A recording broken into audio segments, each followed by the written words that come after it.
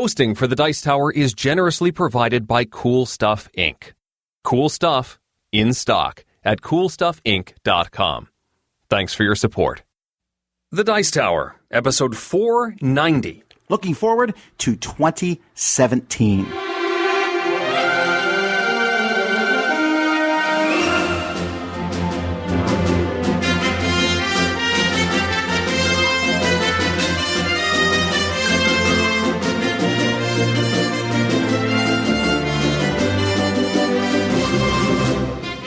Welcome to the Dice Tower, a podcast about board games and card games, and especially the people who play them.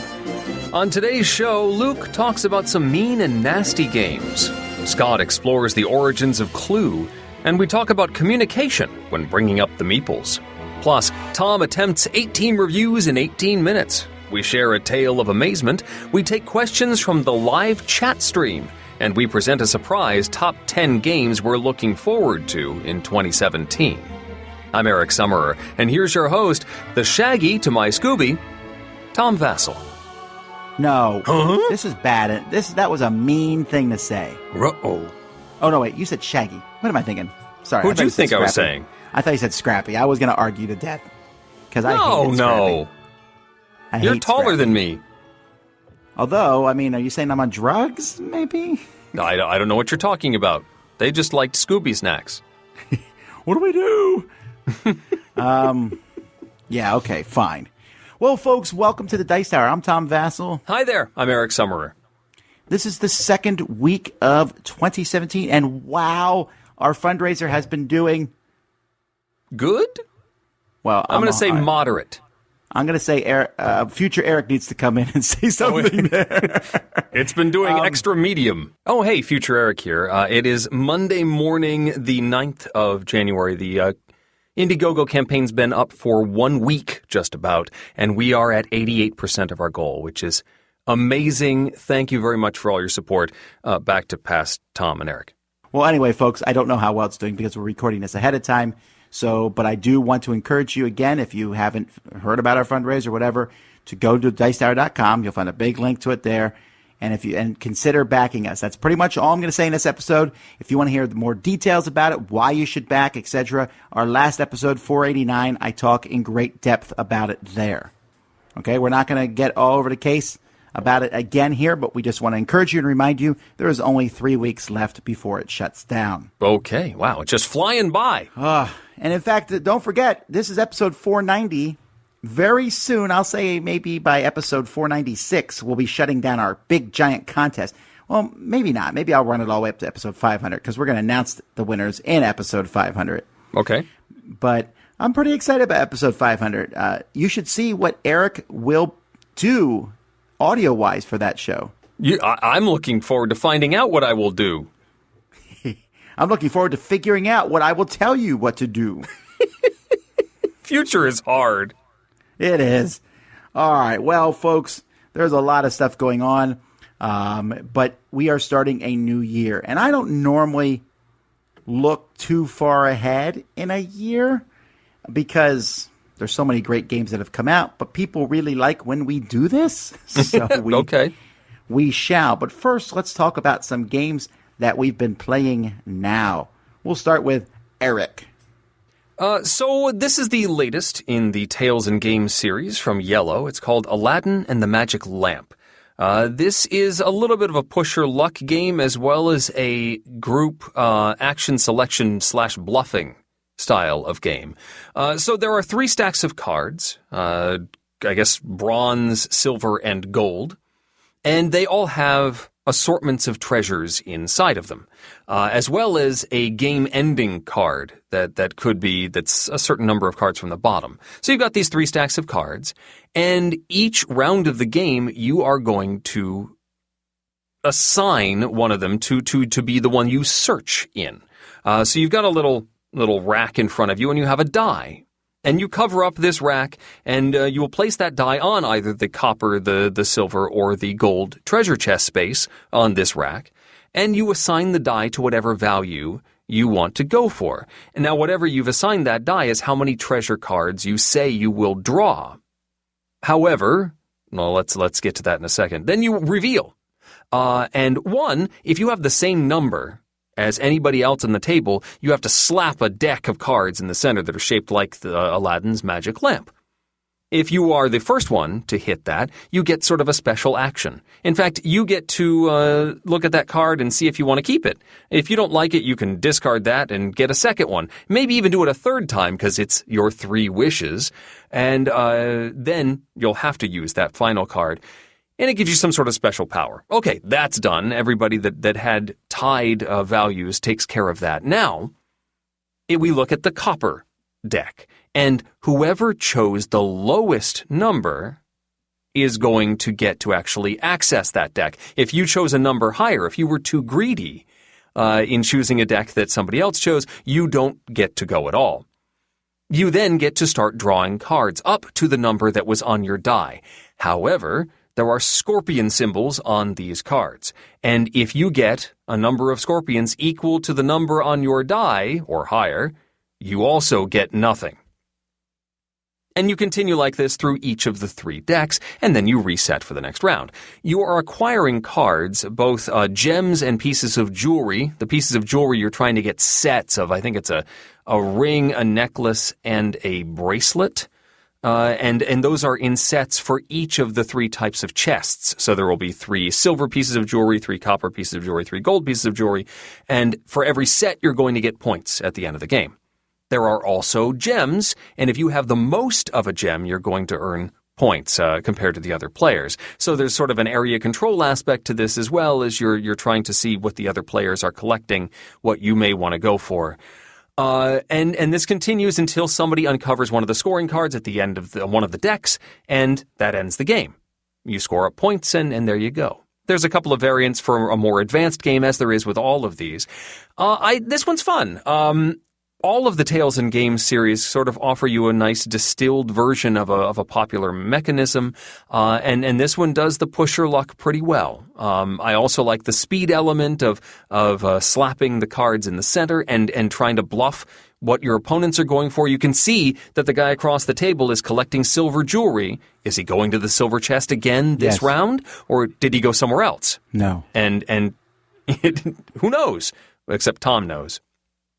I liked it. It's another very fine product in this line, and it's got the storybook inside, just like all of them. It's pretty neat. Aladdin and the Magic Lamp from Yellow.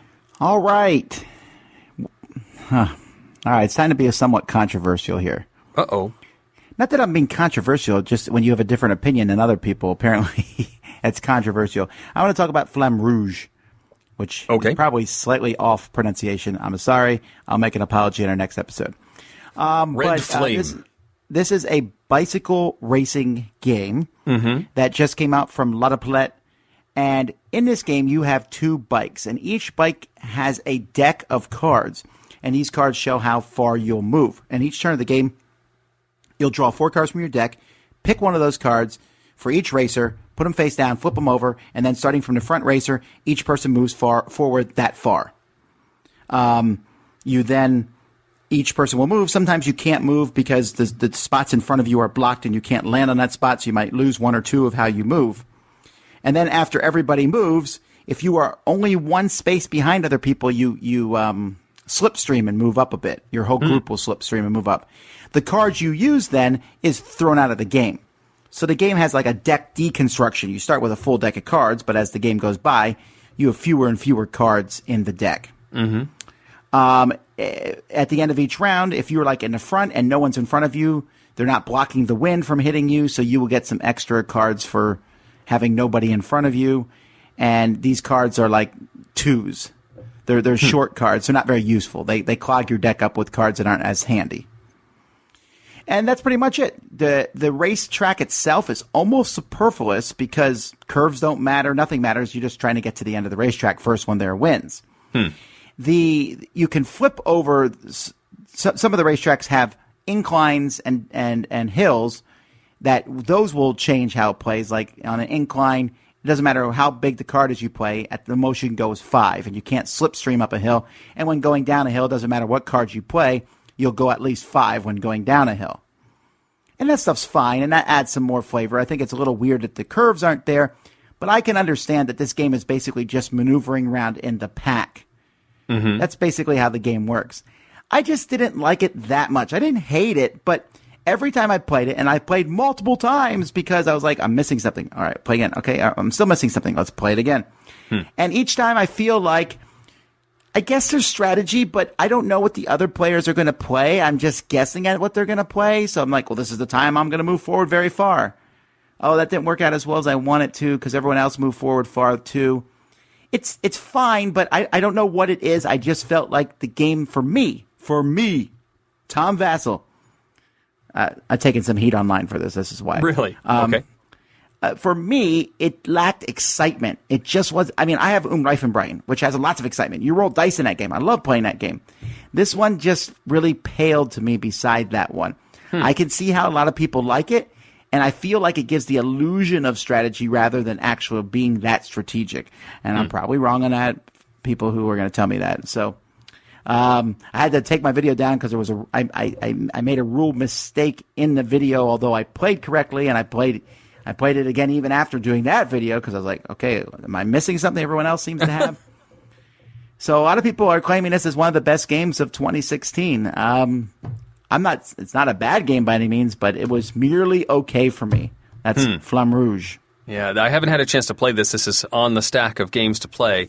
I looked through the rules, and that sounds That like... was a very defensive review of the game. Yes. I'm looking forward to trying it because any opportunity to argue with you. So we'll see. Next up for me is a game called Rubik's Race. And, Rubik's is the cube. Yes, indeed. This is part of that line. Rubik's Race is a two-player dueling game. Imagine a rack with two sides, and each side has 24 tiles in it of... I guess it's 6 different colors. It's 4 times 6. 24 tiles, and they're different colors. And you're facing your opponent. And then there's like a big frame that separates the two sides.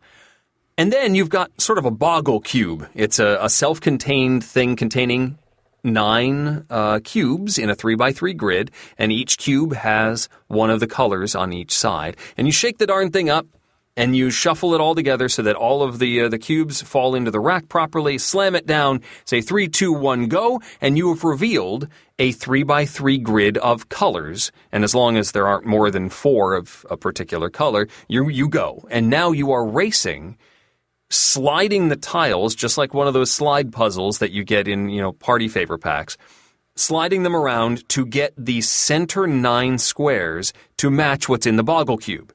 And if you do that first, you take that frame that's in the center and slam it down over your own side, and the frame has like a cutout that only highlights those 9 squares, and you're very quickly able to say, yes, this is exactly what these what they're supposed to be. So it's a sliding puzzle duel. Fun, exciting. There's some variance in the rules and other ways to play. You can make some patterns and stuff. You can play with an actual Rubik's Cube if you want. I wasn't terribly happy with the color differentiation between the red and the orange tiles. Inside that boggle cube, it's a little tricky to see which ones are orange and which ones are red, depending on the lighting conditions. Small quibble. It's a good time. You certainly want. I think that might be different depending on what version of the game you have too. Because I'm looking at a bunch of pictures. There's several versions of this game, and some of them, the orange and red, are closer together than others. Well, all right then. The version I've got that my son received as a gift for Christmas, they're a little close. So I don't know if there's a way to pick and choose which kind you get. But I was pleasantly surprised with this. I wasn't sure how well it was going to work, but those matches last a while because there is some real maneuvering you have to do to get all of these tiles to line up. And so it felt tense, and that tension was just about the right amount of time. And then, somebody wins. So I can see this getting some play in the house for a while. Rubik's Race. Yeah, I like this one too. The biggest negative for this one is it's possible to play with somebody who just will destroy you at it. It's true. If you're not good at these sliding puzzles, you're not going to win. Well, when I play my kids, I'll give them like a 30-second head start. That's a good idea, and that's I'll say certainly go, easy and then to do. they're moving and moving and moving, and then I'm like, all right, here we go, and then I could play my hardest. Yeah. Without feeling like, oh, I'm playing against a kid, right. blah, blah, blah. No, because I'm like behind them. They have already started. I need to move really fast. You got to catch up. So, cool. All right, my next game is Liar's Dice. This is a new game from 2017. Yeah, that's a lie. Okay. Yeah? Okay. I'm demonstrating the game. Yes, This is actually the 30th edition of Liar's Dice. 30th edition? Yeah, it came out in 2016. I guess the game came out in 1986. Wow. That seems right, actually. Liar's Dice is, if you never played it, you should. It's a game everybody should play at least once. Do you agree? Yeah, I think so. It's a classic. I mean, you may not like it, okay, but you should try it at least once. If you're kind of wondering what the game is, it was in the Pirates of the Caribbean second movie, whatever that one was called. I don't remember. But yeah, yes. Okay. They played a version of it on the ship and then never gave credit. They called it something else because they're thieves. Right. But, well, I guess they're pirates, but the people who made the movie also pirates. But anyhow, I'm getting off track here. Liar's Dice, you have a cup of 5 dice, and you will roll these dice secretly and look at them. And then you are going to say out loud a number of dice. You're going to bid. So I might say, I think between the 4 players at this table that there are 7 threes. Now that seems high, but that's because in this game there is no 1 on the dice. There's a star, and a star is wild. Gotcha. And when I looked underneath my cup, I saw that there were 2 threes and a star. So that's 3 dice. I'm thinking, there's probably 7. Yeah. Eric says, I think there's actually 8 threes. And the next person says, no, I think there's 8 fours. Because you either have to raise the number of dice or you raise the number of pips on the dice from 3 to 4 to 5 to 6 or whatever. Right. And you can even bid, there's a bidding track. And so you could even bid specifically and say, I think there's 3 stars. And 3 stars is probably higher than 7 threes, actually. I can't remember where all those are. But when you bid just stars, it's slightly different on the bidding track. But eventually there will come a point where Caroline will say, Tom, you are a liar. There's no way that there's 12 threes out of 20 dice. Mm-hmm. And I'm like, well, let's reveal. So we reveal, and lo and behold, there's only 3 threes because no one else rolled a 3. Yep. So then I would lose the difference of dice between 12 and 3. 9 dice, I would be out of the game. Mm-hmm. You're actually eliminated. But usually it's not going to be that big of a difference. Usually you lose 1 or 2 dice. If I would have that many or more, then Carolyn would lose dice. And if I was exactly on the number, then everyone but me loses 1 die. When you lose all your dice, you're out of the game, and we keep going, and the bidding gets even fiercer, and there's some bluffing, because like Eric and me might be down, he has 2 dice, I have 1. We roll, I look, I have a 6. And Eric says 2 6s. And I'm thinking, okay, now is he just making that up? I know I have a 6, so he might have at least 1. It's really interesting, that final thing.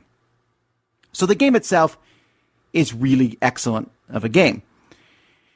This version, the box is not very good quality. This one's done by Mr. B Games, and the box quality is and it's a bright, garish yellow color, which I actually like. It has a big mouse pad mat, the dice, the cups, the mat, all very good quality. I like them, but the box is low quality, and I think this is so that they could sell it for a pretty low price. Gotcha. But if you've never got Liar's Dice before, you definitely want to get it. This version goes to 6 players because that's great that it can go up to 6 players.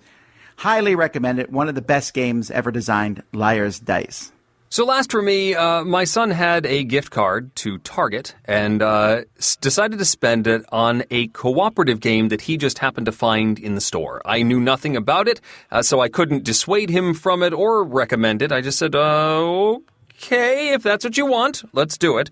It's called Protect the Pridelands. This is based on Disney's Lion Guard television show. So it has those characters, sort of the second generation of Lion King characters.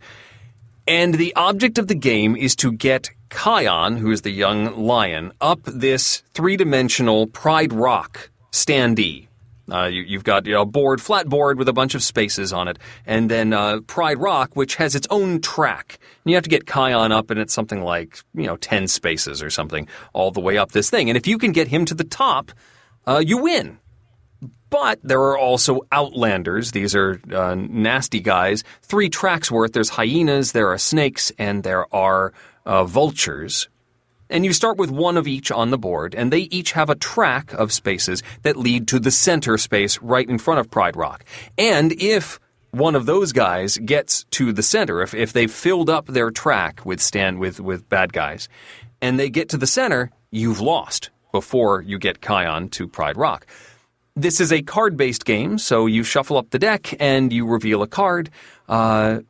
And first it tells you what bad guy shows up. So it may say add 1 hyena. And if you add 1 to the next space on the track, going toward the center. If you add a bad guy onto a space that has a good guy on it, the good guy has to go home to their starting space.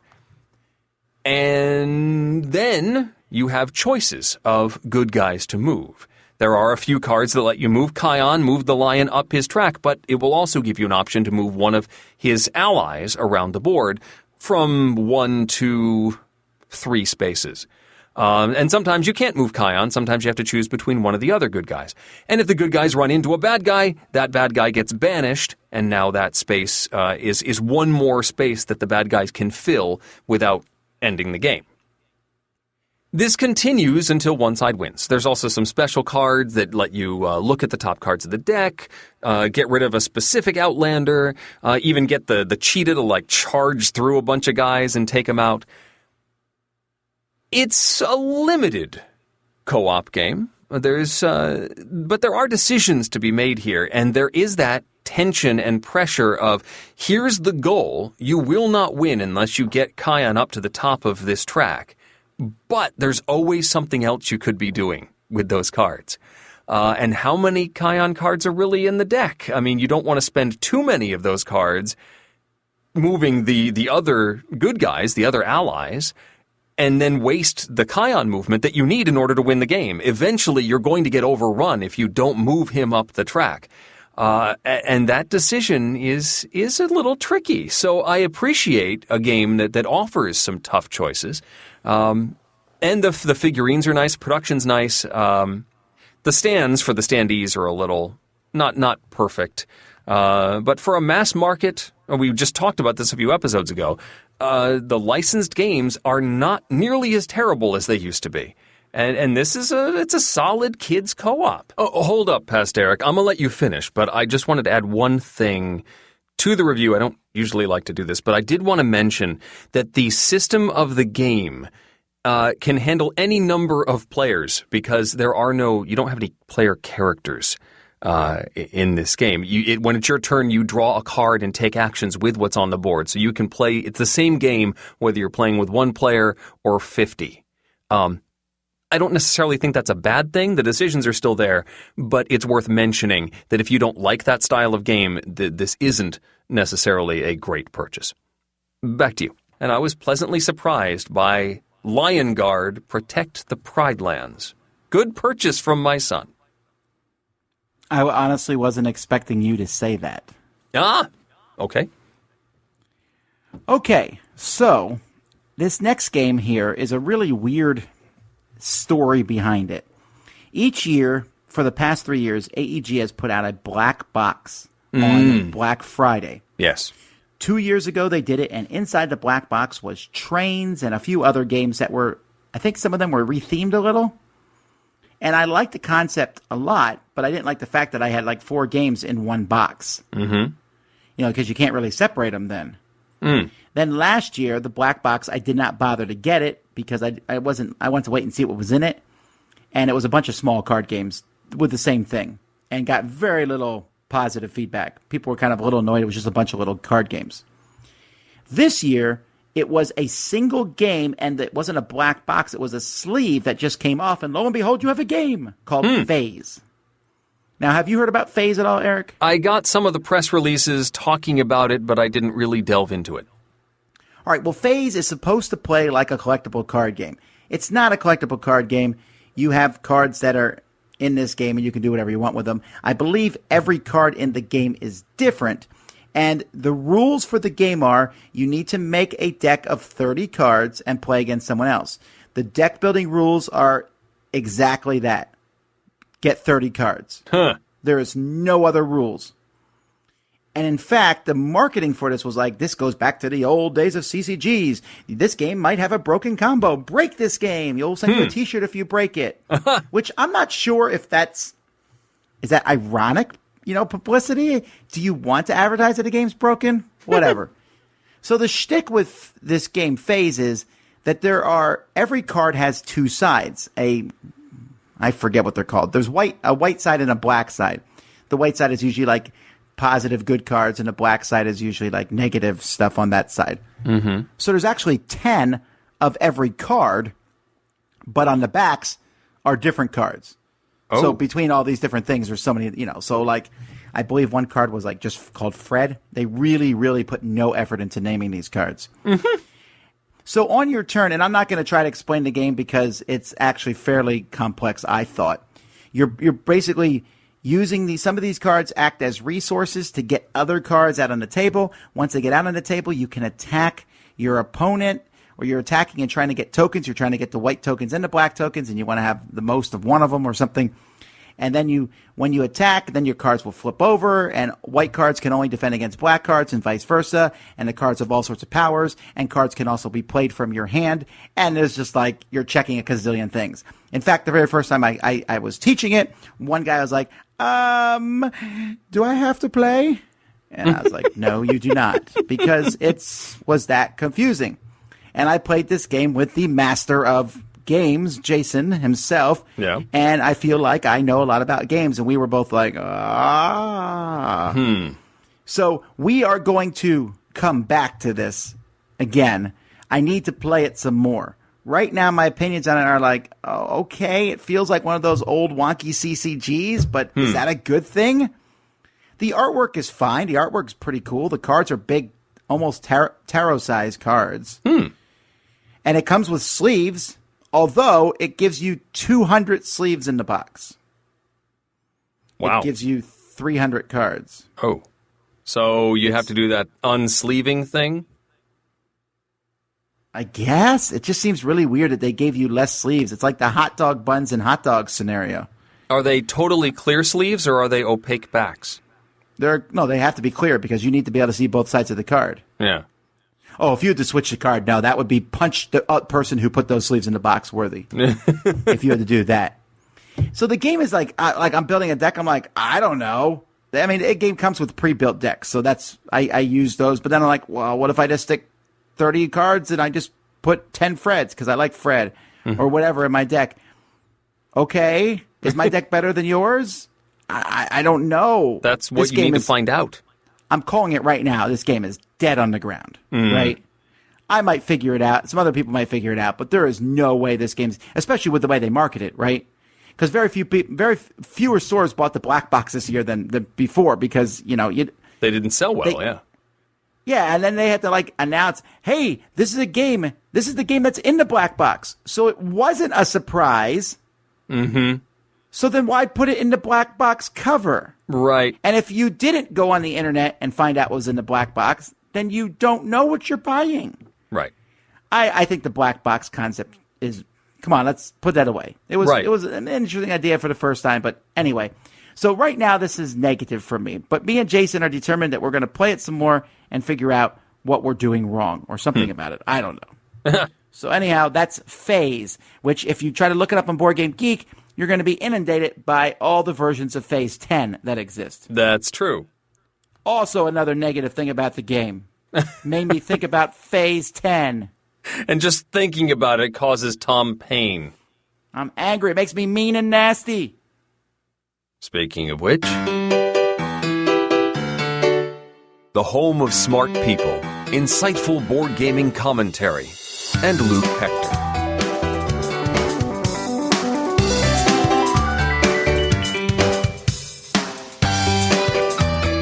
Hi everyone, Luke from the Broken Meeples. Sorry for the long absence since the last episode of the Starting Tile. It's been a busy 2 months with conventions and moving house, but now I'm back with hopefully a new and improved voice. So let's get started with another episode of the Starting Tile. Now, we all play games to be friends with each other. We like the social atmosphere. We like to make friends. We like to be nice generally to people.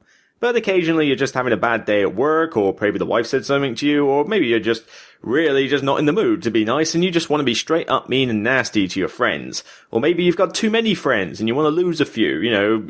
Instead of doing a cull on Facebook, why don't you try playing one of these games instead? Now, I realise the inherent irony of saying that a gateway game choice would be one where you're straight up mean and nasty to the person you're teaching the game to, but maybe they enjoyed that sort of thing. Maybe they've just got one hell of a competitive streak, and if so, this will probably work out well for you. So let's do my 2 choices for today, starting with the downfall of Pompeii. You are populating a city with your meeples, and then the Pompeii volcano erupts, and then you have to get your meeples out whilst the lava is flowing into the city and cutting off your exit. Person who has the most meeples at the end wins. Now, any game that lets you throw your opponent's meeples into a volcano is going to strain the boundaries of friendship already. It's even better if you actually do it with a scream sound effect as you throw them in or something. Maybe that Wilhelm scream that you get from all the films that you ever watch. Go get that on your phone as an app and then play that over and over again every time you chuck a meeple in. It's great fun. But combine that with the latter part of the game where you have to position the lava to block your opponents and overrun their meeples. You're basically just straight up drowning your opponent's meeples in lava. That's not friendly in any way, shape or form, and it is downright vindictive. But, well, if you're like that, you can take glee as all the opponent's little tiny innocent little wooden meeples roast alive as you overrun Pompeii with lava. This is definitely not one to play if you're on the nice and happy side. If you just want to be straight up mean and nasty, this is a good one to pick, the downfall of Pompeii. But despite that one being a good choice, it's not my favourite. This one is nostalgia for me as well, because I grew up with the 80s version of this game, but the 30th anniversary reprint by Stronghold Games is just as good, if not better, and that is Survive Escape from Atlantis. Survive is a game where your meeples and your opponents are on a sinking island that is chipping away piece by piece. You're trying to evacuate them onto nearby islands via boats and score the most points that way. Now that sounds easy enough, except on your opponent's turns they are sending sharks, whales and sea monsters after everybody else to basically crush their boats and gobble them up in glee. You cannot play this as a nice guy, it will not work. You can all get nice and say, oh, no, we'll share the boat and we'll get to this island. Yeah, good luck with that, because that ain't going to happen. That guy's going to nick that boat and sail away without you in it. And as soon as you get all your guys in one boat and you think you're there for the free points, oh dear, your mate just happened to get a sea monster in your path and bye-bye boat and bye-bye meeples. At least the sea monster's happy, I guess. If you want to be straight up mean and nasty, but at a gateway level, warning, don't play this with kids. They have been known to cry on occasion when their guys get eaten. The whale swallowed your guy. He's just going to spit him up on shore somewhere. It's okay. Nah, not going to happen. This one is mean, but it is so much fun. Get it with the mini expansions and you'll have a great mean and nasty title for your collection. Well, that's all for today. Thanks for listening. I am back and I look forward to recording the next Starting Tile episode for you. So take care, enjoy playing games, and try to remember it's only a game. Presenting Biography of a Board Game with your host, Professor Scott Rogers. This time I want to talk about a game that's kept players guessing for over 65 years. The mystery game Cluedo. Anthony Pratt was a musician and solicitor's clerk who found himself working in a factory during World War II. The tedious work gave him time to remember when he played piano at the lavish hotels in the British countryside. A fan of murder mysteries, he imagined a scenario where one of the guests is murdered during the party. With art created by his wife Elva, Pratt created a prototype that he called Murder. Pratt contacted Geoffrey Ball, a close friend and game inventor, who put him in touch with the British game manufacturer Waddington's. The publisher was immediately interested in the game and renamed it Cluedo, a combination of clue and ludo, the Latin word for play. Cluedo is a deduction game where players move through a mansion from room to room to solve the mystery of who done it, with what, and where. Players make accusations to learn what suspect cards the other players are holding. Whoever can determine the murderer's identity, weapon, and location wins the game. Cluedo was planned to be released in 1945, but due to material shortages, the game was delayed until 1949. Waddington licensed Cluedo to the American game publisher Parker Brothers, who rechristened the game Clue, the Great Detective Game. In 1991, Hasbro brought the rights to Clue, and the game is still in publication. Cluedo and Clue have been published in over 15 languages and have had over 70 editions, including licensed versions, featuring Alfred Hitchcock, Scooby-Doo, Star Wars, Doctor Who, 24, The Office, Family Guy, Seinfeld, SpongeBob SquarePants, Harry Potter, The Big Bang Theory, Dungeons & Dragons, The Simpsons, and Walt Disney World's Haunted Mansion and Tower of Terror attractions. 1997's Death by Indulgence edition features game pieces made out of chocolate. As pieces are eliminated, they're eaten. The Franklin Mint created Clue the Collector's Edition in 1996 that features a three-dimensional representation of the mansion encased in glass and wood, with gold-plated pieces and artwork by famous movie poster artist Drew Struzan. Cluedo's gameplay has continued to evolve over the years. 1998's Clue Master Detective added new suspects, and poison and a horseshoe as possible murder weapons, as well as 3 new rooms on the board. 1991's Clue the Great Museum Caper has the players as thieves sneaking into a museum to steal fine art and avoid cameras. 1995's Cluedo Super Sleuth replaced the board with tiles. 2003's Clue FX players are cast as detectives who interrogate the famous suspects from the original game. 2008's Clue Discover the Secrets updates the game for the 21st century with a new board, characters, weapons, and rooms, and a brand new mechanism, the Intrigue cards, where players can be killed by the murderer during the course of the game. Cluedo has transcended beyond the tabletop. Video game versions have been released for the Super Nintendo Entertainment System, the Sega Genesis, the ZX Spectrum, and the Commodore 64. An iOS version of Clue and a hidden object game, Secrets and Spies, was released in 2009. 2 VCR versions of Cluedo were released in 1985 and 1987. A movie in 1985 starring Tim Curry, Madeline Kahn, Martin Mull, and Christopher Lloyd featured 3 different endings. A television game show version, where celebrity guests tried to discover whodunit, aired in 1990 and ran for 4 seasons on British and Australian television. A Clue stage play debuted in 1985, and a musical comedy debuted in 1996, where the audience members picked a person, room, and murder weapon at the beginning of the show. It's fair to say that the social deduction genre started with Cluedo. Not just board games like 221B Baker Street, Scotland Yard, The Fury of Dracula, and Mystery of the Abbey, but also party and card games like Mafia, Werewolf, and The Resistance. Cluedo is truly a classic game and a mystery that generations love to solve again and again. Oh, I'm excited. Oh, I haven't done this for a while. We're doing this. Oh, boy. All right, this is going to be it. This is the moment. This is the moment. So we're going to do 18 games and see how long it takes you to review all of them.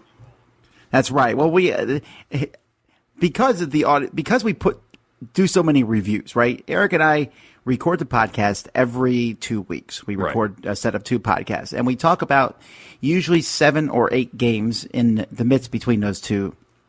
Right. But I usually record, in that time frame, I usually record 28 videos. So we fall behind by about 20 reviews every week. Every time we record. Right. So we're going to do a little bit of house cleaning here. Okay. And you don't want me to jump in on any of these, right? You can interrupt all you want. I might just talk over you. Okay. I've played one of these, so it should be a short interruption.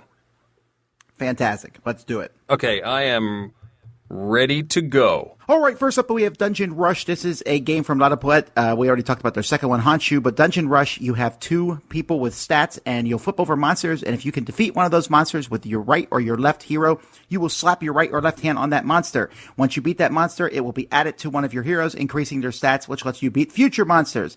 A speed game, I actually enjoyed it. It's silly, it's fun, it doesn't last long. It literally lasts like 8 minutes. That's fantastic. Fuji Flush. From Stronghold Games and 2F Games. This is a game in which you are like playing cards in the middle of the table, and you're trying to get rid of all the cards in your hand. And if you play a higher card than other people, then their cards go back, or they have to draw another card into their hand. I really don't see what the fuss is. It wasn't a horrible experience, but it essentially is on the same lines of Uno, really. But yay. Slightly more complex than Uno. I did enjoy it, and the family did enjoy it, and my kids enjoyed it. But yes, I agree. It's not that deep, and the end game can get, it sort of goes on rails once you get to 1 card each. Right. Suspicion. This is a game in which you are a thief stealing gems, and it's one of those deduction games where you have a sheet. There's a bunch of characters in this game, and everyone is secretly one of those characters, and you're moving around in different rooms picking up gems. And when you pick up a gem, you pick up a red gem, and everyone's like, oh, well, these characters can't pick up a red gem in these rooms, so he's therefore not these characters. A little too long for what it is. I like the idea of it. It's fun deduction, but it needs to be shortened down quite a bit because I was able to figure out who everybody was like before the game was even 75% over. Karosha. This is a timed cooperative game in which you are all working together to get someone through to get carrots without crows stealing them from them. It's really kind of a mess. Rules aren't written well. I'm starting to think that most games from Mage Company are starting to be like this, unfortunately. Rock, Paper, Wizard. This is a new game from WizKids. This game, you're going to put some spell cards in the middle of the table, and everyone's going to say Rock, Paper, Wizard, and then they're going to use their fingers to cast a spell pointing at somebody else. This is essentially a take-that game, and the spells are going to make you move forward or backwards, and whoever moves the farthest forward towards the treasure is going to get gold coins, and the first person to get 25 gold coins wins. That's fantastic. It's amazing. It's cool, and it's actually a fun game. I don't normally like take-that games, but this one leans more towards cash and guns, which I think is very fun. Also, the spells will change every turn, so there's all kinds of funky spells that you cast with your fingers at other people. This game's hard to summarize in a quick time frame, but in this game, you are doing Eurogamey things, and you will get points. Okay.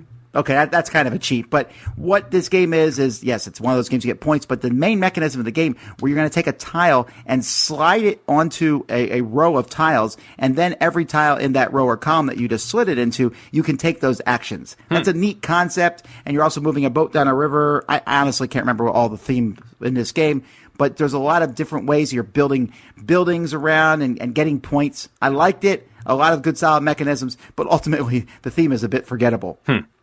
Soul. This is an adventure game where everyone's split into two teams, and these teams are going to be moving their adventurers through this beautiful board. It's like a three-dimensional board, and you're going through looking for this one golden idol, and you're going to be discovering clues, and these clues are going to narrow down where that idol is eventually.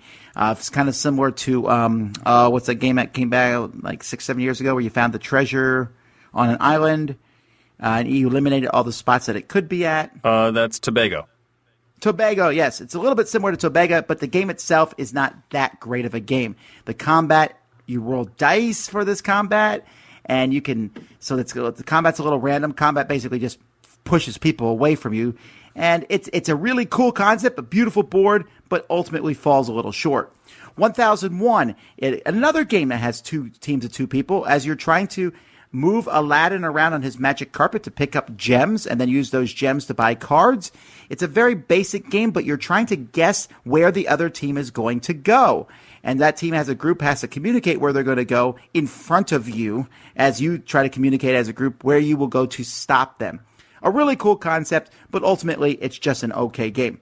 Risky Adventure. This is from Queen Games. This game is pretty bad, actually. It looks really cool. It looks like an Indiana Jones game where you're going through and taking different actions, but it's really slow. There's a lot of randomness as you get tiles. There's no narrative to the game. Unfortunately, pretty bad.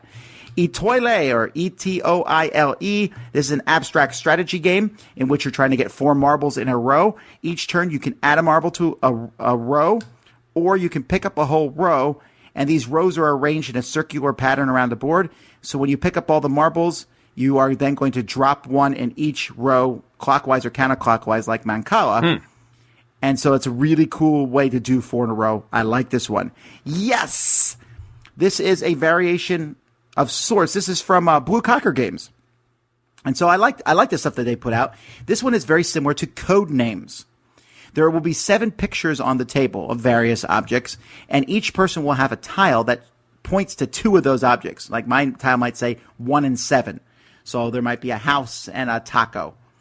And I then have to give a clue to everybody, a one-word clue that makes them think of both those pictures. And then people are going to vote at the same time, and if they're correct, they get points. If they're correct, I get points.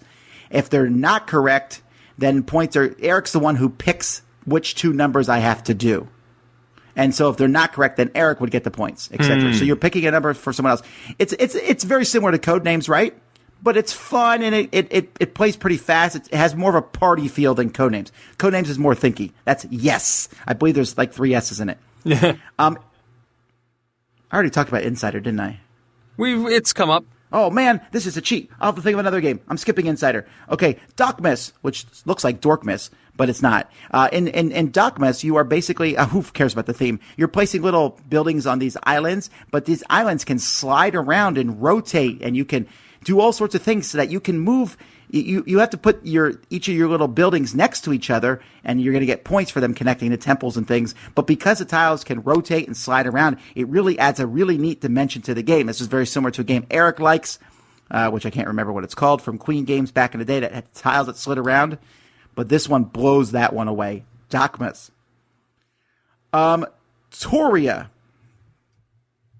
is a game, and I really like Toria, I think. No, I don't. Toria's okay. Toria is a game. Sorry, my mind went blank there for a minute. Toria is a game in which there's 4 castles on the board, and each of these you have to sit on like one side of the 4 spaces on the board, and on your turn you look at those 4 castles, and the sides of those castles that face you, those are the 4 different actions that you can pick from. Although it's possible that you have less than 4 because some of the castles might be the same pointing towards you. You pick that action, you take that action, and then you rotate that castle so then the next player has different actions that they can take. So that's an interesting concept. It's a really great thing. The game itself, though, you're just running around picking up stuff and you're trying to go win the prince or princess's heart, whichever one you so desire to win. And you have to collect enough. You have to collect gold coins, heart tokens, and then go into the castle. And it has a really weird end game where when you go to the castle, you flip a tile over. Is that the prince or princess? Yay, you've won. If not, it will show a resource. You pay that resource and you can flip over another token. No. And so that's a little weird, right? That end game, but you can skip that. The rest of the game is just an ordinary pick up and delivery game. But that thing where the castles face you, amazing. Coin Quest. This is a really great game, guys. This one is from R&R Games. It's a bag building game mixed with the blind bidding from like Revolution. So you have these coins, gold, silver, and copper coins. You are bidding on different other coins that are on the board. So gold always beats silver, silver always beats copper, but a gold and a copper will beat another gold. And each coin also has different values on it. Some coins give special abilities, so it's kind of like a deck building game. As you win these coins, you throw them in your bag, and you can use them to bid on other coins. Really a neat game. Pyramid Poker. This is a 2-player game that's coming from R&R Games. I believe it's coming this year, sometime in 2017, where there's these little blocks that show cards on them, and you're going to draw these from a pile, you and your opponent, and slowly build a pyramid. But each block that you draw, you're building this pyramid up, and it's facing you, so you know the card that's on that block. And then as the game goes by, once you built the pyramid, you unbuild it, taking these blocks and putting them in front of you to form hands of cards. So you will take the blocks that you have, that you know what they are, but you also sometimes will take the blocks your opponent has put there because you're thinking, I might mess him up. He might want that block there. But I need another 4 to get my 3 of a kind or whatever. So I'm just going to start randomly pulling his blocks. It's a really cool concept. It's neat. Dr. Gomb, or Gomb. This is a game. It's a memory style game. You're going to be flipping cards over and adding them in front of you, but you can only ever see the top card of each of your piles of colors. So you have to have 1 through 5. You have to memorize that. It's a tough memory game. I played it without memory, and it was still tough because you're trying. Each set of colored cards needs to have 1 card in that color that's not that color. You know what? This is too confusing.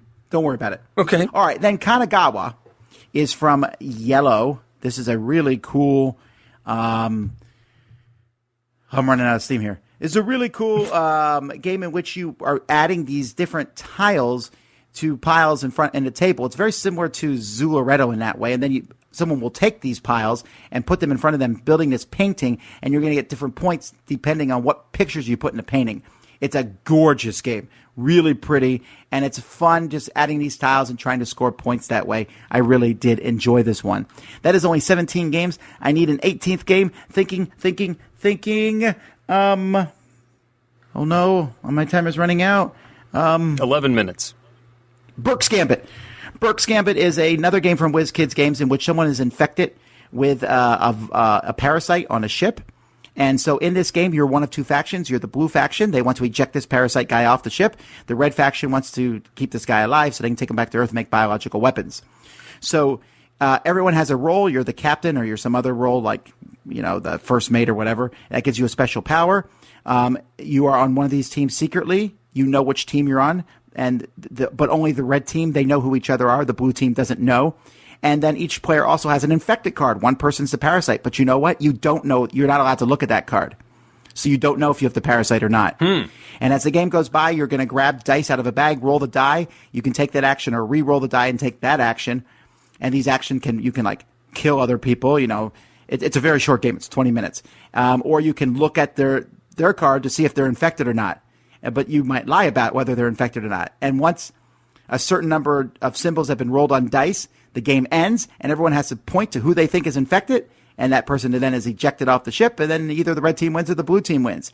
There's like a double layer of bluffing involved there. Really intriguing game. I really, really, really, really like this one. That's Burke's Gambit. Done. That would be 12 minutes, 22 seconds, and even with the pauses, that's pretty impressive. I don't feel like I did a good job there, though. I mean, this is becoming more difficult for you, I can tell. I feel like... Well, here's the problem I did with this, is I made this list a month and a half ago, I think. Yeah? Oh, yeah. And we cut it from the episode because that episode had gotten too long. Mm-hmm. But I kept it around, and so I haven't just played most of these games. So I'm like, what is that game? Because when you play a game, you don't necessarily think about the name of that game as much. Right. Those are my excuses. No, I get it. I keep a list of, a queue of games to talk about as well. And some of the ones that haven't hit the table more recently, it's hard to organize your thoughts and to do a bunch of them in a row like that. Still, I'm very impressed. All right. Well, anyway, let's go and listen to some older games. Welcome to Cult of the Old, where I discuss games we may have forgotten about or games that failed miserably but still had some good mechanics in them. He's Brian Counter, and everything he does is counterproductive. Today, I wanted to do a shorter Alex Randolph double feature with Raj and Hunkin' and Spelunkin'. Raj came out in 1988, rated rank 6.5 and 1637 on Board Game Geek, and Hunkin' and Spelunkin' came out in 1997, rated rank 5.6 and 9012 on Board Game Geek, but these games seem somewhat related to each other. Raj is an abstract auction game by which players are bidding on tiles. They bid secretly, reveal at the same time, and any bids that are the same cancel each other out. If the treasure tile is a positive one, then the highest bid wins. If it's a negative one, then the lowest bid gets stuck with it. That's pretty much the game. But keep in mind I'm on purpose summarizing rules here. Hunkin' and Spelunkin' takes the same core mechanic of bids canceling each other out and puts a piratey theme on it. The premise amuses me greatly. You have a ship to man and no crew to run it, and you're leaving soon, so you have to go out and find people at the bar to man your ship that leaves in the morning. There's a board in the game, and after the auction process happens, players will move their tokens around to the different bars, picking up crew members, and each crew member has a color and a point value. The ones with a lesser number of cards have a higher top value, and the colors with more cards have a lower top value, because at the end of the game, you add up the face value in points on your drunken crew, but then you get bonus points for having X number in a certain color. That also pretty much is the game, but I do like the fact that you have, I believe, 8 bidding cards, and once you use it, it's out. Bids cancel each other, and if they do, you just stay at the bar. If the bar's already empty, you're kind of messed over. But if there's someone still there, you can still recruit there. But I like the fact that you see what everyone has out in front of them, and you know what they've bid and can bid in the future, and the premise is amusing. Now, if you play with a blackjack option, you can bid on this guy, and he can go around stealing cards, which I'm not particularly fond of, and I believe in part why the latter game's rank is so low. I believe the pure, simpler abstract seems to work for people better. However, you can see the similar strands in the mechanics for both games. These are still available cheaply. If you're interested, consider either Raj or Hunkin' and Spelunkin'. Hey, board gamers, BJ from Board Game Gumbo here, back with more Louisiana flavor. One of my go-to games for introducing hobby games to new players is that classic bidding game, No Thanks. Designed by Thorsten Gimler, it's super easy to teach, has a simple main mechanism. How much is a player willing to bid to avoid high-numbered cards if the object of the game is to score the lowest points. No Thanks is a true classic and should be in everyone's collection. But it's a filler game, and after dozens and dozens of games, I'm always on the lookout for that next step in bidding auction games. Is your game group looking for a good auction game? Then spice it up with Stockpile, an insider trading game from Nauvoo Games. Stockpile is a 2015 release designed by Brett Sobel and Seth Van Arden. The game is made for 2 to 5 players and plays in a little over an hour. Stockpile is essentially a buy low, sell high stock market type of game with unique twists on bidding and stock information. Each player gets one of 6 stocks, whose value fluctuates throughout the game, and each player privately knows the movement of one of those 6 stocks. Next, the players randomly are given stocks and movement cards that are put into piles for the players to bid on. And that's the best part of the game. Each player is given a colored meeple representing his bidder. They take turns putting down a bid for the pile that they want, but can be outbid by other players. Once all piles have one bid on them, the auction ends and the stocks are divvied up. The auction takes only a minute or two, but has some very spicy and deliciously tense moments as players try to decide if they should go one more bid for their favorite pile. Of course, stocks can split or go bankrupt or give out dividends, and after a set number of rounds, the player with the most amount of money after selling all the holdings is the winner. Let's talk about the components. Wow, what a presentation! The game comes with a 2-sided board, with one side being the beginning or basic board, and the back side containing the same setup with a more wilder way for the stocks to move. The meeples are all high-quality painted wooded bits, and the money's a nice touch. I fully expected your typical Monopoly type of paper money, but instead, I found that we've been given tons of colorful, good-quality, laminated money cards. Does the theming carry through? As we say in Louisiana, this game has its pockets full of theme, a la poche plein. Games like this can seem random or just plain mathy, but not for us so far. Instead, it really does carry the theme of inside traders eyeing each other and trying to guess why they're bidding or why they're selling. This game is dripping with theme. So why is this game spicier than other auction bidding games like No Thanks and For Sale? Those are great games, some of my all-time great fillers, but they're lighter games that set up and play in about 15 or 20 minutes. Those games are fun, but Stockpile is a fun and deeper experience that simulates the fluidity of the stock market. Look, we know that the movement of stocks are essentially random, but that's not the point of the game. The real genius in the design is that the game is all about reading your opponents, weighing the movement cards that are public and private knowledge, and knowing when to gamble and when to play it safe. Plus, the auction bidding mechanic is brilliant. Obviously, big fan of Stockpile here and can see why it was on many best of lists last year. If your group wants a game with lots of juicy decisions, quick gameplay, just enough depth and great presentation, then pass by your local game store and get yourself a copy of Stockpile. Until next time, laissez le bon temps rouler. Tales of Amazement. I heard your call for Tales submissions on the last program and wanted to share how I used a board game to help my son through a rough spot earlier this month. My son is 9 years old and needed to undergo major surgery on his left foot. We would need to travel to a specialist in another city, stay in the hospital for almost a week, and he'd be in a cast for 6 weeks while his foot healed. Understandably, as the surgery grew nearer, he became increasingly apprehensive and talked a lot about how scared he was and how he didn't want to go to the hospital. My son loves games and is also a voracious reader, so I thought he might enjoy Mice and Mystics as a post-surgery reward. I told him about the game and we watched a video and he was hooked.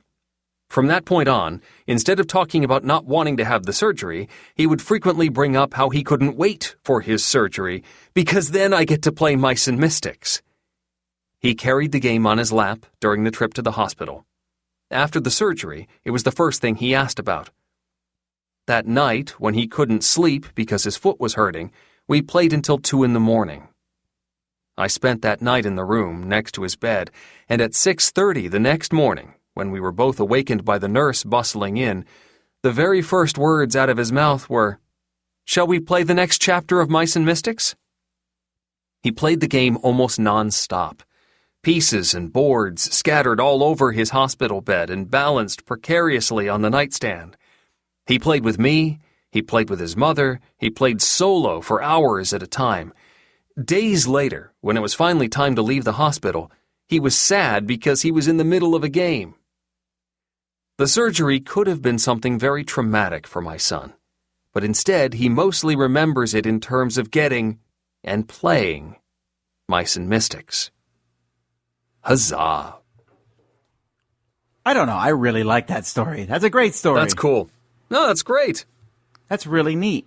Although I don't know that I would want to play Mice and Mystics that long in the hospital. I think that I might get weary of it, perhaps. Not the person who's sick.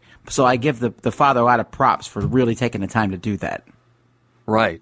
I mean, the progression of a story, it's kind of like The Princess Bride, the grandfather showing up and reading the story to the sick kid. Oh, you look... I think this story is starting to upset you. Maybe we should finish this another day. No, it's okay. We can go another round. Prince Colin's okay. He'll be fine. We'll just heal him. Oh, I love Princess Bride. I love that movie. All right. Well, speaking of communicating with other people... And raising children with board games. Hey kids, what's it time for? Bringing up the Meeples! With Dr. Max Davey. Hello, and welcome to Bringing up the Meeples! where we bring board games and child development together and see what happens. I'm Dr. Max Davey. Now, when we talk to someone, we're exchanging information encoded in words, but also information in facial expression, tone of voice, gesture, and frequently by what we don't say, even though we might be expected to say it. For some people, this additional information, called broadly social communication, can be really hard to process. And it's kind of shocking and amazing how much of a problem this can be, because it really is the glue that holds so many human interactions together. The typical therapeutic approach to this, when targeting this directly, is to explicitly teach the meaning of certain facial expressions, for instance, or go through typical social situations and write jointly a kind of social story. So it's tempting, when turning to board games, to recommend storytelling games for these kids.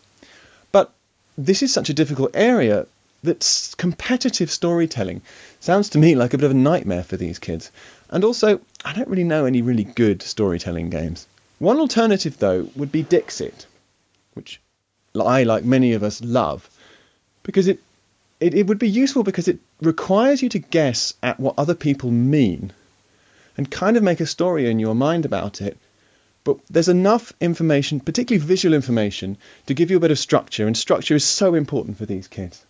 Likewise, it's tempting to recommend social deduction games, but in my experience, kids with difficulties in this area avoid these games like the plague, which makes sense because their whole chance of success in them is dependent on the very thing that they find most impenetrable, mysterious, and stressful in interactions. But there are plenty of games where guessing your opponent's intentions is an element of the game, but not the whole thing. I'm thinking of maybe programming games like Colt Express, rock, paper, scissors kind of mechanics, like in games like Yomi, or even the card flip in Evolution, where you find out if your mum's gone carnivore on you or not. You have to play the game so that doesn't sound weird. Basically, anything where your opponent has done something and you don't know what that is will exercise these abilities. And the key, I think, is to start from the degree of uncertainty that the child can cope with and slowly extend it from there. In fact, this process, known as scaffolding, is absolutely central to all child developmental work, and I'm sure I'll return to it at another time. One more thing I must mention, because for some kids, even looking at faces and paying attention to them can be stressful, let alone interpreting them. There's a little gem of a game called Quick Pick, where you copy one of a series of faces by pulling it with your own face, and everyone then has to guess which face you've pulled from a tableau in front of you. And it's about faces, but it doesn't rely on interpretation. It's really fun, and I think it's quite likely to be helpful in these kind of kids. In any case, it's only 10 minutes, so that's one little tip for you. This is Max Davey with Bringing Up the Meeples. Mr. Mr. Vassal, yes. Do you have any superpowers? Are you really working on Nothing Personal, Junior? What are your top 10 candy bars? And now the Dice Tower will authoritatively, definitely, possibly, maybe, answer your questions. Tom, which way to the bathroom? Hey, Eric, we're doing something new today. We are? That's right. I forgot to tell you. But anyhow, I mentioned in our last episode that we have Slack, and if you guys want to join our Slack chat, you can do so by emailing me at dicetower@gmail.com and saying something like, I want to join Slack chat. All right, fantastic. So there's 296 people at this point in time. There's probably like 400 by the time you hear this. But anyhow. Okay. I put a little message here while we were recording this thing and said, hey, we're recording this show live. Do you have any questions for us? We'll ask them now.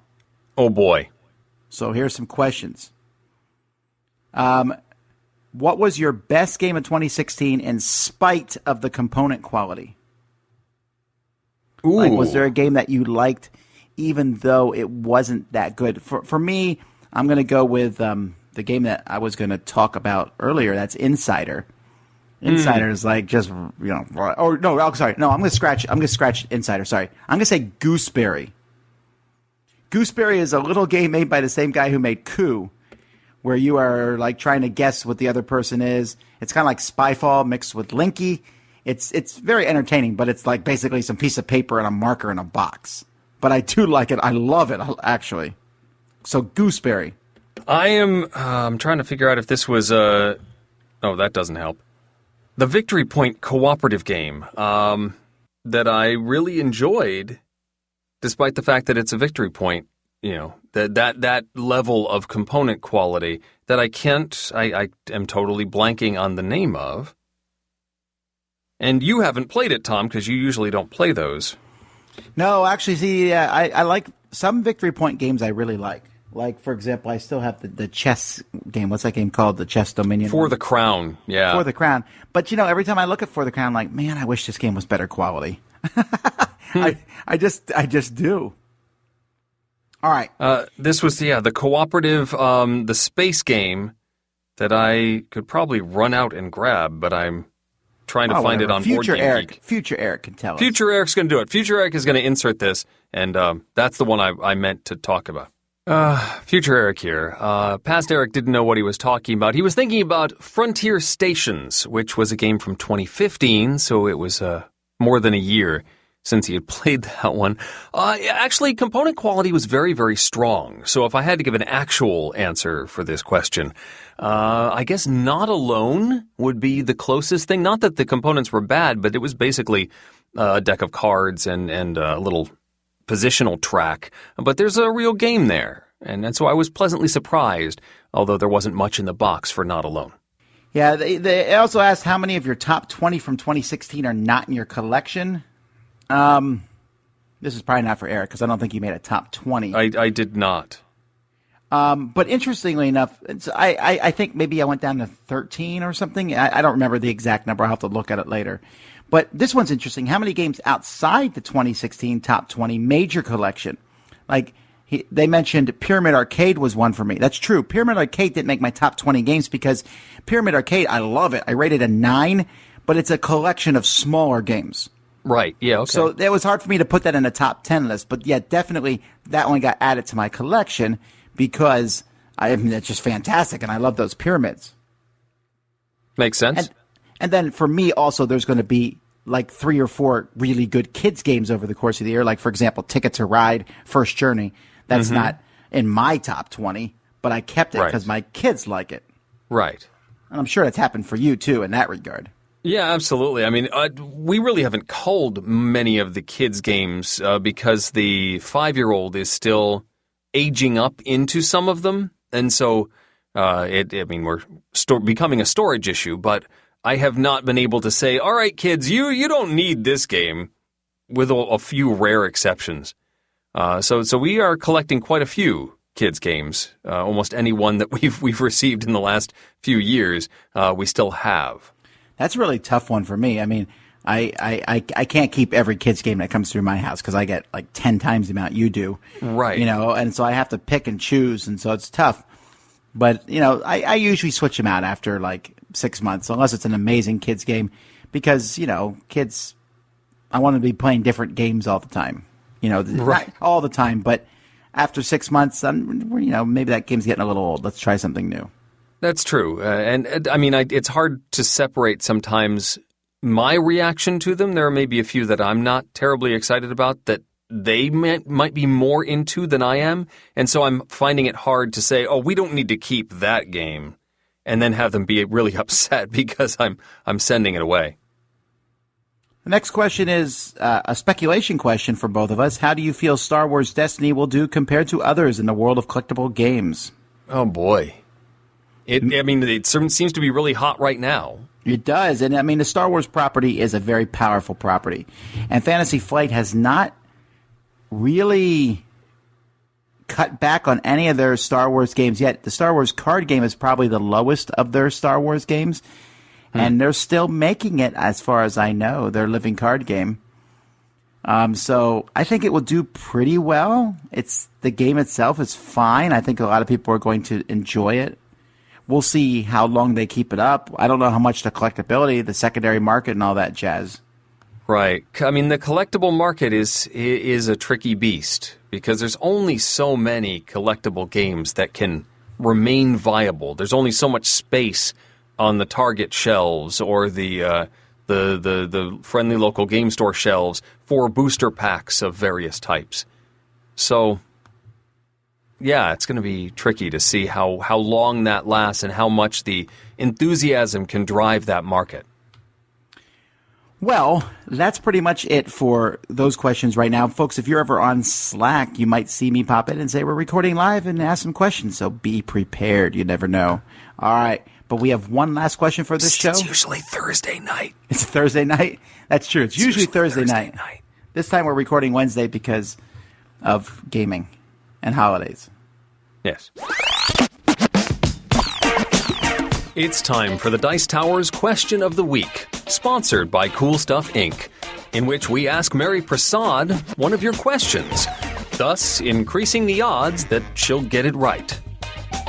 This week's question: what is a game you're looking forward to in 2017? Mary? Mary Prasad, a.k.a. Dicey Chic here, and the game I'm most looking forward to in 2017 is The Colonists.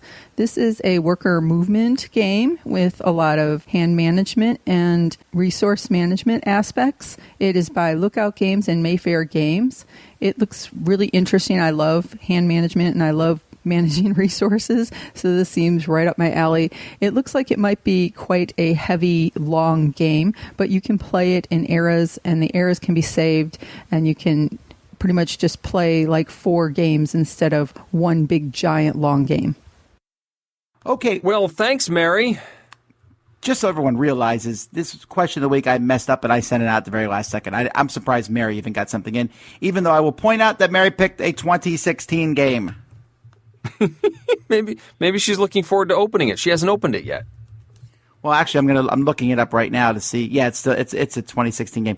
I don't think I'm going to play this game, Eric. I was thinking about it because, like, oh, it's a Euro game. That's exciting. And, oh, it's from Lookout. Oh, man, that's really exciting. Oh, I saw that Efka tweeted that it took him 10 hours to play it. Oh, no. The playing time on the box says 30 to 360 minutes. And oh, no. And you know that they always tell you lower than it actually is. 30 to 360? That's a wide range. What's your longest Euro game that you play now? It's probably Roads and Boats, right? That's not even a common occurrence. No, but when you play it, that's like the big epic Euro game that you would play. Yeah, I'll play stuff that's 4 hours. If it goes far beyond that, though, I start to get really restless. Well, you say you'll play stuff that's 4 hours. How many Euro games take 4 hours? There's not that many. I can think of Democker, Roads and Boats, Antiquity. Dominant Species. Yeah, that's true. But not many, right? Yeah. It's a rare thing. Maybe it's amazing. I don't know. The designer is Tim Poles, and he has designed no other games. Okay. So, who knows? Yeah. Okay, folks, well, we're going to talk about our games that we're looking forward to in 2017. So a couple caveats. First of all, we decided to do this as a top 10. I don't know why. Oh, I know why, because we didn't get any other contributors, so I figured we'd talk about stuff. Mine as well. But this is like a and mini... plus, we also just talked about this a few weeks ago in our, what we're looking forward to in 2017. So if we just repeated those answers, that would be kind of boring. So, here's what what made the list after our number ones. Well, yeah, but I actually put more thought into it this this time than I did last time. Sure. And I'm going to be doing a list with Sam and Z at top 10 where I might expand on these a little more, but realize we don't... That list is already posted probably, actually. But anyway, realize that we don't know a lot about these games. So we're just kind of guessing here. And also, we're going to give quick snippets. This is not a full top 10. So with that being said, Eric, let's do it. Wait, you know what? I'm going to do mine first. Okay, you do yours. Just to mess everything up. You want to do your whole thing? Yeah, that's a good idea. I'll do my whole thing, and you comment, and then we'll go back and do your whole thing. I don't believe we have a lot of crossover. We have two. I see one. 2 crossovers. Okay, so number 10 for me is Fog of Love. This one is on my list just because it's like a quirky theme where you're like working really hard. It's a 2-player game to maintain a relationship. It almost sounds a little bit like And Then They Held Hands. Yeah. But I don't know. I like the concept of this, like this through the rocky parts of a relationship and doing what you can to keep it going well. I hope that it's not, I don't know. I'm hoping for like a cool experience. I just remember seeing these guys at Essen over the past 2 years, I think, and their booth is all sort of plush, and they've got mood lighting and stuff. Very romantic booth. Well, right, and I probably would not play under those circumstances, but hey. Number 9 is Quest of Valeria, and folks, I'll be honest, I don't know anything about this game other than the fact that it's done by Daily Magic, and I loved... Valeria for me was a decent game, not a great game, but I liked it, and so... But their artwork is amazing. Amazing. Mm-hmm. And so, I mean, I'm just assuming this one will be good. Number 8 is any Time Story expansion. I will play instantly, get it out. I will force everyone to come over, and we're playing it. I love it. Number 7 is Massive Darkness. This is the RPG that Cool Mini or Not's producing, like a dungeon crawl, but it's using the Zombicide Black Plague rules, basically. Oh. So I'm excited about that. Miniatures and stuff. That's there's a lot of dungeon crawls that come out. I almost put Meeple Quest on my list, but number 6 is Godfather. I've already played this game from Eric Lang. It's like the Blood Rage of Euro games. It's more Euro gamey maybe than Blood Rage, but it's definitely area control, which I like a lot. You're fighting over different areas of the city, trying to control them. Really good game. And then following on the heels of that, number 5, Rising Sun. Come on, I mean, it's Eric Lang Samurai. That just seems like an automatic win. Mm-hmm. Number 4 is Gloomhaven. Now, this one worries me a little because the box is so huge. You saw the box, Eric. It's just this mega box full of things, and it's supposed to be like this campaign, like 120 hours. I doubt I will make 120 hours, but I'll play through as much as I possibly can. Yeah. Number 3 is Pandemic Legacy 2 because natch. I mean, come on now. Number 2 is First Martians. Now, I'm very excited about First Martians. This is the sequel to Robinson Crusoe. It's using the same system. It's using an app. And this is one of those times where I think the app would be amazing. When I play Robinson Crusoe now and you get those cards, I try to stick them in a deck without looking at what's going to happen in the future. Mm-hmm. I think that's the best way to play it because you're like, later on, you're like, what? Those berries I ate were bad for me? You know, that sort of thing. So the app will do the even better job of that. And I know that he has been working like crazy. This game was supposed to be released at Essen, but it wasn't done yet. They didn't think it was done, and that I give them props for that. So I'm excited about this one. And then number 1 for me is Critical Mass. This is coming from Arcane Wonders. This is a Dice Tower Essential game. I played this 2 years ago, I think, actually now, and just fell in love with it on the spot. I thought it was a really great 2-player mech versus mech game, a card game that does a really good job of bringing that to life. I'm really excited about this one. I believe it's going to launch at Dice Tower Con. Woohoo! So that's exciting. So, yes, there's obviously some personal thing in this being my most anticipated game, but I'm just excited about it. Critical Mass. All right. Number 10 for me is Haven. This is an upcoming Raven. Is it Red Raven game? Yes. It's not designed by Ryan Lockett, though. He's doing the art. Alf Siegert is doing the game. And ordinarily, two-player games aren't usually on my radar, but this is about battling over the forest, the fate of a forest. So one player is sort of humanity trying to civilize it, and another player is playing the forest spirits trying to drive that civilization away, which is an interesting theme. I really like Alf Siegert's stuff. He designed Fantastica, a game I really enjoy. So this one is on my radar. That's number 10. Not much Haven. information on it. All right. No. Number 9 is Thunderstone Quest. This is the third sort of reiteration of the Thunderstone system. I don't know much more other than the name Thunderstone Quest, so it just has my interest. That's number 9. You know number what? 8. I probably should have put that on my list. That's a great choice. Number 8 is Tiny Epic Quest. I love these little, I forget what the actual title of these are, the meeples that can hold stuff. There are these meeples with holes in their arms, and you can stick shields and swords on them, and that easily shows you what abilities these characters have. Who knows how this is all going to play out. Item meeples, that's it. And they look so cute, and I want to give the game a try. Tiny Epic Quest. Number 7 is Unlock. This is another Space Cowboys escape room narrative style game. It uses a deck of cards to allow you to solve puzzles. There are various scenarios. There's an app involved in this game as well. It's piqued my interest as these board game tabletop versions of escape rooms continue to be churned out. Unlock is one to watch. You piqued my interest. Number 6 is Thornwatch. This is the Mike Selinker and the team from Penny Arcade game, using the characters and world from the Lookouts and this fantasy world that they've created. It's more of an RPG, but it's one that was different enough from a standard game that I wanted to give it a look, and it uses sort of comic book panels for positioning and stuff, and comic book overlays. It just seems fascinating, and one that I want to see how it all plays out, and maybe one I can play with my kids. That's number 6, Thornwatch.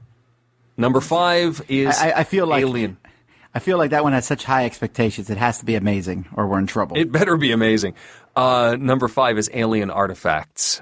This is supposedly a 4X game that plays very, very quickly. It's just one I want to give a try.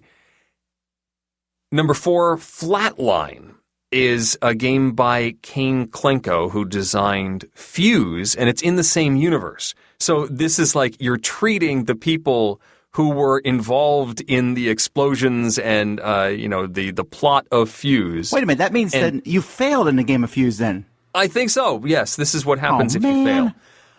In Flatline, patients are coming in, and you have to roll dice and do 1 minute worth of actions to treat as many of them as possible, and you're working together to do so. That seems like an interesting theme, interesting actions, and I really liked Fuse, and you're rolling dice here again, and I'd like to see how this all plays out and see what King Klenko has in store for us.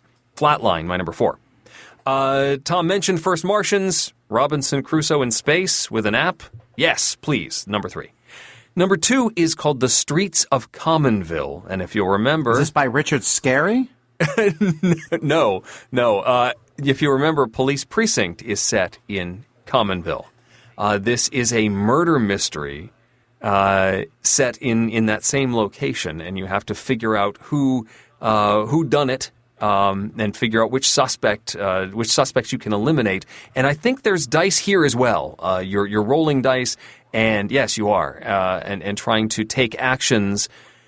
But based on what you do, what you're able to complete on your turn, you've ticked off a certain number of minutes off of the hour, and you've been given, I believe, a 1 hour time limit to track down the killer. Pretty fascinating, and I really liked Police Precinct. So another game in that universe, kind of cool. The Streets of Commonville.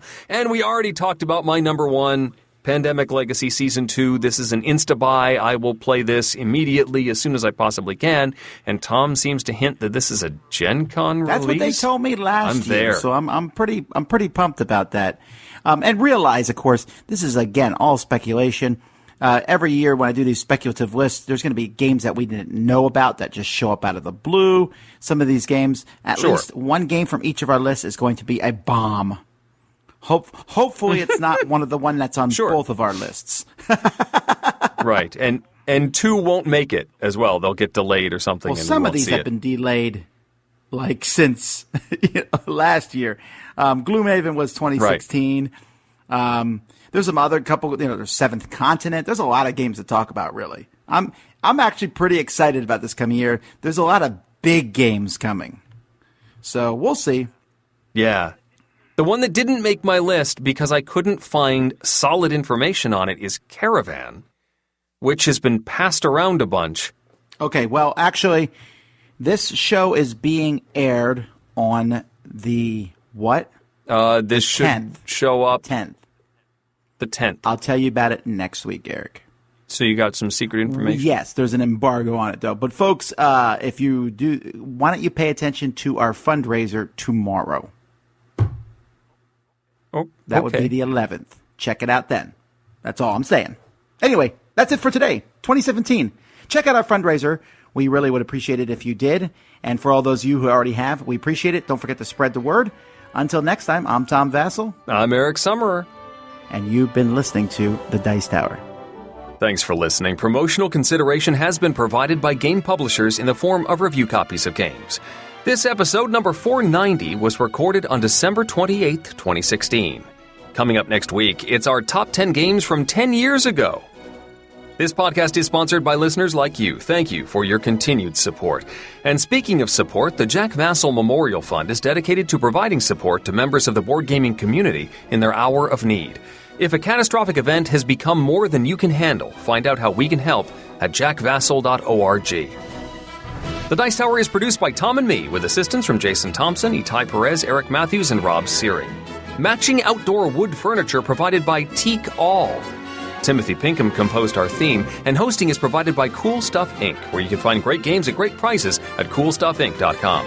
Let us know what you think of the show by posting to the Dice Tower Guild at BoardGameGeek.com, following the Dice Tower on Twitter, or by emailing us at dicetower@gmail.com. And don't forget to visit the other shows in the Dice Tower network, including Boards and Swords, Flip the Table on Board Games, the Party Gamecast featuring a Party Gamecast, Board Games Insider, and Board Game Blender. Find out more at dicetowernetwork.com. Until next time, from all the gang at the Dice Tower, have fun gaming. Still holding out hope that this is the year we get the Merchant of Venus expansion. It could happen. It could happen. In fact, I was just talking to Christian Pearson earlier today, and he told me there's 4 of them planned. Wait, what? I got to be... Is it April already? No, I got to make a New Year's resolution. Be nicer to Eric. I've already breaking it. Yeah, you do.